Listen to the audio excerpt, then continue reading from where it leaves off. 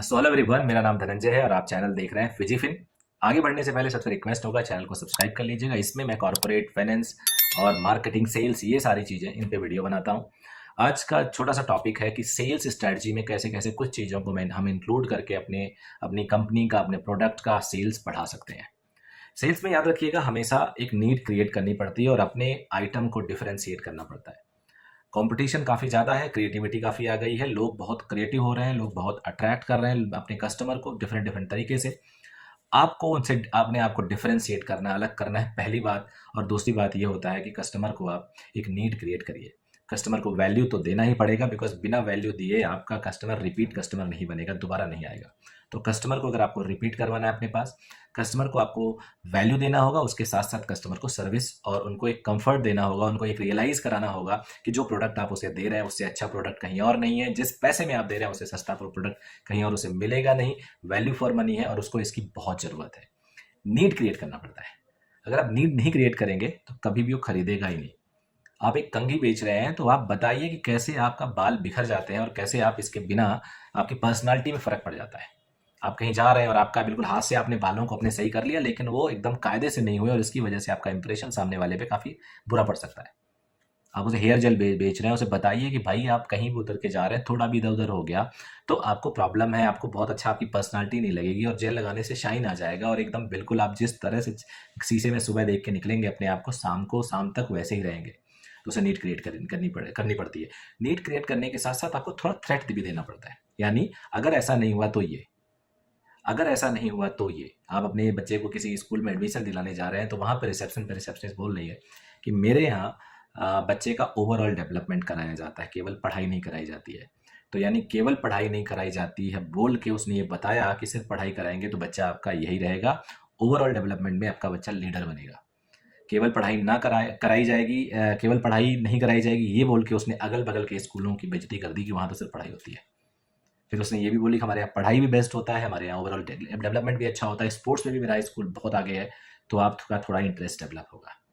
और फिर फीस अगर बोल दिया कि फीस उसके इतना करने के बाद भी फीस नॉमिनल है, तो उसने आपको बेनिफिट दिला दिया। उसने आपको बताया कि आपको उतने पैसे में आपको वैल्यू फॉर मनी मिल रही है।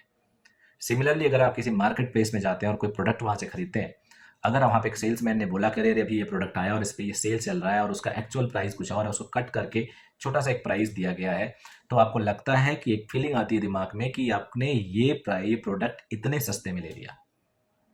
और बोला उसने, अगर उस पर बोल दिया कि ये मैडम ये तो, या सर इसमें तो 2 दिन का ऑफर है, इसके बाद ये ऑफर खत्म हो जाएगा, तो आप उनको नीड क्रिएट कर रहे हैं। दूसरा, आप उनको बेनिफिट बता रहे हैं।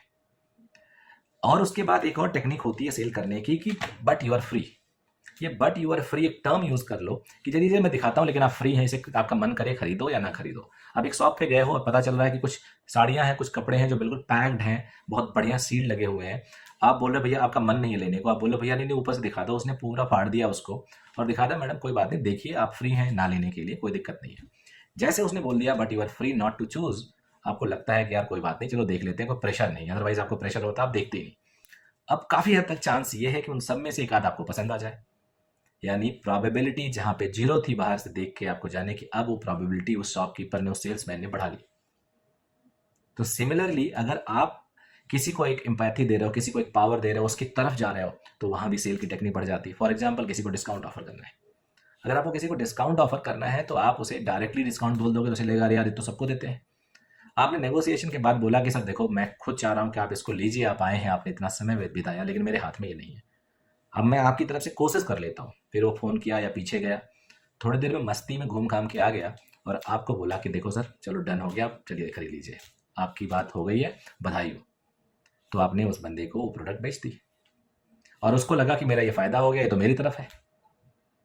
सिमिलरली आपको कई बार एक डिफरेंशिएशन क्रिएट करना पड़ता है कि ऐसी चीज़ और कहीं नहीं है। कोलगेट ने क्या किया कि आपके टूथपेस्ट में नमक है क्या, आपके टूथपेस्ट में नमक है? पता है किसी के टूथपेस्ट में नमक नहीं था, उसने नमक वाला टूथपेस्ट ले आया। बाबा रामदेव साहब जब से आए तब से जड़ी बूटियाँ और ये केमिकल का विरोध ये करके उन्होंने जड़ी बूटियाँ केमिकल रहित बोल के सबको बता दिया कि सब केमिकल यूज़ करते हैं। अब सारे लोग एंटी हो गए, बाबा का प्रोडक्ट यूज़ करने लगे, चलो भाई केमिकल तो नहीं, ऑर्गेनिक है।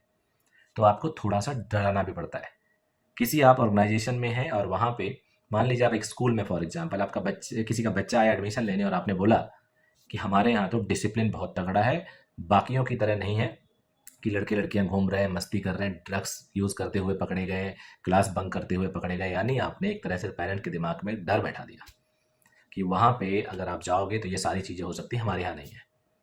आपने डर दिखा के उनको नीड क्रिएट कर ली। तो आपको नीड क्रिएट करना है और नीड क्रिएट करने के लिए ये सारे टेक्निक्स होते हैं। सो आई होप ये छोटी सी सीरीज़ आपको अच्छी लगी होगी। चैनल को जरूर सब्सक्राइब करिएगा और अगर और भी वीडियोस आपको चाहिए तो कमेंट जरूर करिएगा, मैं कोशिश करूँगा उसको